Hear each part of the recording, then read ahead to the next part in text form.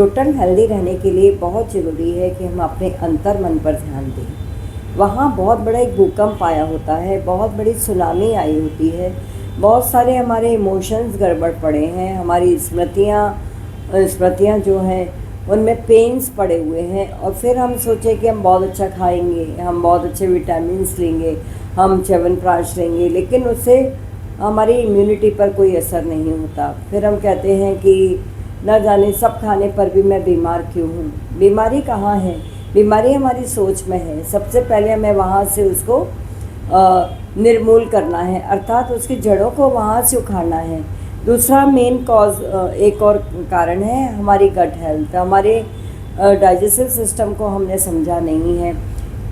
सही बात तो यह है कि हमें टोटलिटी में जीवन को कैसे रखना, उसका रख रखाव नहीं पता। जीवन तो मिला है परमात्मा से, परंतु हमें मालूम नहीं है कि हम किस प्रकार सोचें, किस प्रकार हम खाएं और क्या खाएं, कितना खाएं, कब खाएं।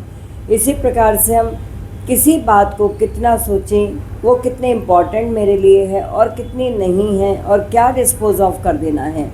हमारे शरीर में बहुत सारी प्रक्रियाएं चलती हैं, और हम देखते हैं कोई भी फैक्ट्री भी चलती हो तो उसमें बाय प्रोडक्ट्स तो बहुत निकलते हैं, केमिकल वेस्ट निकलता है, उसको डिस्पोज किए बिना नया सृजन करना बड़ा मुश्किल है।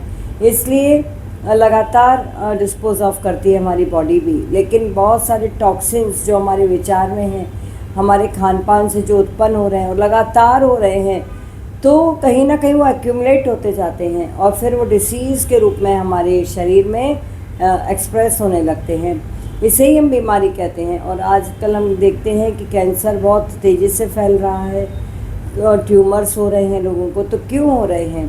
इसका कारण जितना बाहर है उतना हमारी अनभिज्ञता भी है।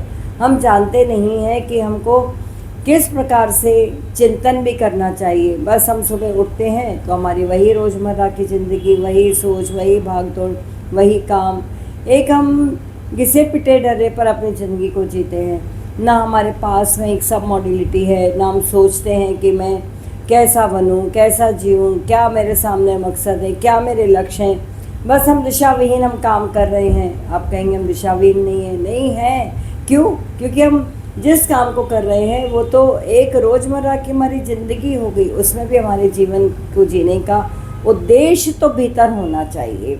और आध्यात्मिकता में यही बताती है कि जितना हम बाहर ग्रो कर रहे हैं, अगर हम भीतर से खोखले हैं तो फिर हम इसके क्रो की तरह है। जैसे खेत में एक वो पक्षियों को डराने के लिए कौवा लगा रहता है।